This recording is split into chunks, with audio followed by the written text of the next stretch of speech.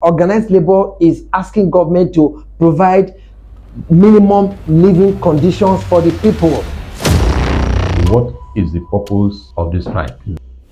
What we're asking for is for government to respect the dignity of the human individual, the Nigerian. Nearly everything in Nigerian, situation is horrible now.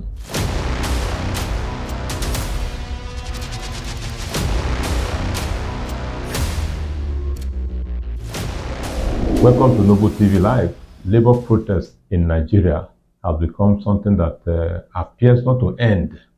Because today we get one protest or the other. Tomorrow we get notification for strike. And in each of all this, Nigeria does not appear to be getting the benefits of all the protests and the strikes labor have actually presented before the government. But now, the citizens of the country will be witnessing, are likely to witness another round of labor protest or strike if the cause fails to stop labor. And the question now is, what is the grievance of labor this time? Is it because of the government's inability to pay palliatives? Or is it because of the government's inability to fix minimum wage for the workers? Or is it because of the isolated problem between the labor unions and the Imo State government? The answer do not lie with me, Augustine Omilo, but I have somebody with me here that can, with you collaborating, can offer the answers. So thank you for being there as we ride on together. Mr. Gray Amona, you are welcome. Appreciate the privilege. Yes, I was just talking about the Nigerian Labor Union, Labor Congress, and the Trade Union Congress. Strike is looming in the air again. But the question is, what is the purpose of this strike? Is it because of the generality of Nigerians, all states concerned, because of minimum wage, salary awards, palliatives, or is it because of Imo State problem? Is labor beginning to lose focus? So these answers are some of the things that I think our viewers want to know from you. Okay, what appears to be, progressively, slowly but progressively stuck in the horizon is the apparent loss of focus by labor, and which is regrettable because labor is the only weapon, for the common man to fight back, repression by the ruling class. Now, the problem in Imo State is a small expression of what labor is fighting for. When labor went to Owerri to agitate for, the proper the acceptance of the human dignity of the Imo State workforce by Imo State government, that was part of the struggle. That was and is part of the struggle by labor to ensure that government provides, minimum living conditions for the population. The only thing when we see labor appears to lose focus is because progressively and regrettably their actions do not meet with government respect and regard for the institutional, relevance, power, and potency of organized labor. The President Tinubu presidency appears to be having a field day at the expense of labor. Labor is you and I. Even those that are not working, members of the working class, even those that do not have artisan aptitude to produce, to eke out a living, because they are part of the masses. The definition of the masses ordinarily is farmers, workers, students, market women, and the rest of them. But those that are not working are also part of the population, because those that are not working are even more endangered species. So, what labor is fighting for, the Imo State scenario, is encompassed within the struggle, by organized labor and the TUC. So, what we're asking for is for government to respect the dignity of the human individual, the Nigerian. Saying you're going to provide palliatives and they are coming, in fits and starts, they are coming in trickles, it compounds the insult. So what we expect AJ Road-led labor to do is to be resilient and fair-minded. That is when their demands will be respected. So if we say another strike is looming, in the horizon, the people are already getting wary of failure. The people are failure wary. They are tired because of, I don't know the kind of subtle blockades that government has erected. The people need a bandwagon. The people need a medium to express their grievances relative to the government of the day, and labor is the only medium for that kind of possibility. Okay, now the pending strike on the 14th of November. That is this week. Yes, that's this week now. Labor is saying they are embarking on that strike not because of the palliatives that have not been paid, but because of the maltreatment of the president of the Nigerian Labour Congress in Imo State. Yes.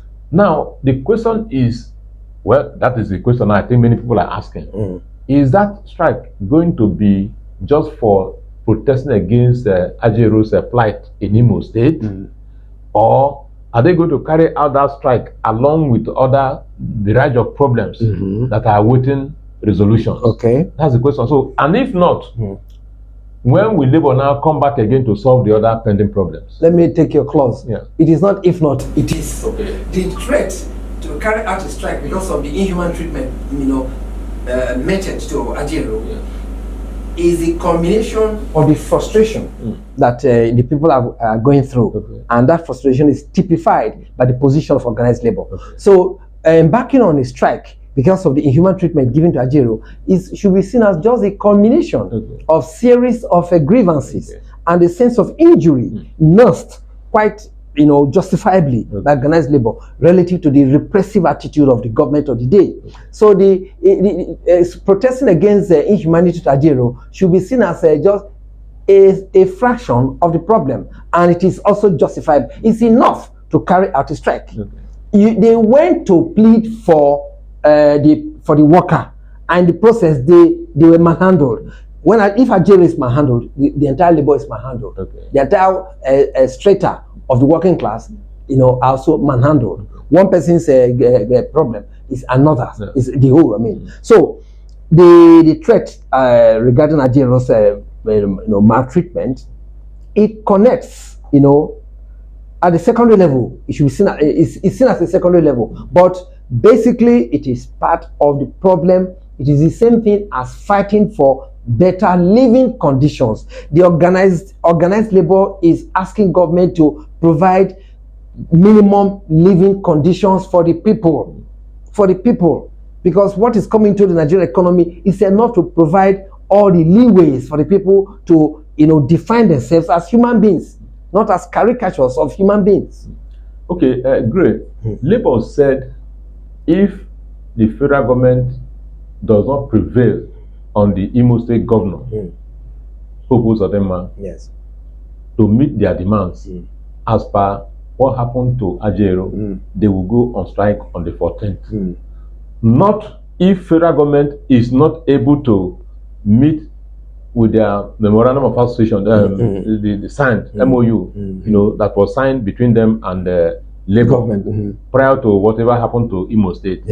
Now, if they are going on strike, according to them, on the 14th because of Imo State government,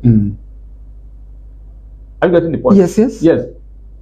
Are they going to carry along with them the issues at hand? Or they will just have, for example, now, if the government... That's what I'm talking about. So if the government is able to solve the problem between the Labour and Imo State government now, is Labour going to now shield the sword and say, okay, thank you for solving the problem? No, go back? Labour will not. That's why I say the logical summation is that the Imo State scenario is only a fraction of the entire progression of organized labor. And the entire progression is to make government to accede to their request, scripted already in the MOU between labor and government. So the Imo scenario does not stop the struggle for the implementation of the demands.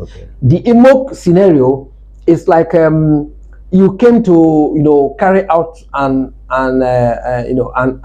action, and in the process you were embarrassed. So the short-term solution to the problem is to solve the moral embarrassment you face. Then the long term is to go back to the solution. So Imo scenario is just a short term.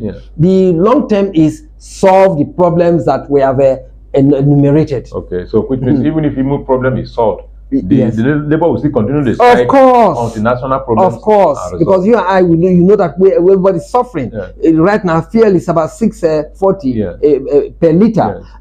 What again? BDC, I mean NEPA, Yeah. what replaced NEPA Yeah. is only working in fits and starts. It is as good as collapse. Yeah. So nearly everything in Nigerian, situation is horrible now.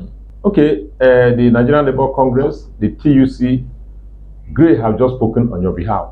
He says, yes, Nigerians may be going on strike if they will be allowed, or if you will insist that you must go despite the law, the court injunction, that at the end of the day, you will not just be fighting for the cause of IMO workers, but you are going to carry along the cause of all the workers in Nigeria. That is, you are going to look at all the things that you have talked about before, including the MOU that you have signed with the government, that is the federal government now, in addition to whatever may have happened in Imo State. He says all these are the things that you are going to carry along in your strike proposals. So we hope that this strike will once and for all settle all the pending issues in Nigeria, particularly as it affects workers. Of course, if workers don't enjoy the benefits of the work of their hands, why are they working in the first place? And the Gray Almona says the NLC is not just for workers, that's the working class, that's a former working class civil servants, but it also includes the informal sector where people are traders and all that. And therefore, so we expect you to do the best you can to ensure that this once and for all stops or ends the incessant strike actions or threats to strike that we have been having in the past. So thank you very much for being there. We expect you to not just watch, you should also like, comment, share, and of course, press the notification button so that you can also get similar updates in the future. Thank you very much for being there. My name remains Augustine Omilo. I've been with Gray Amona on this show. Bye-bye.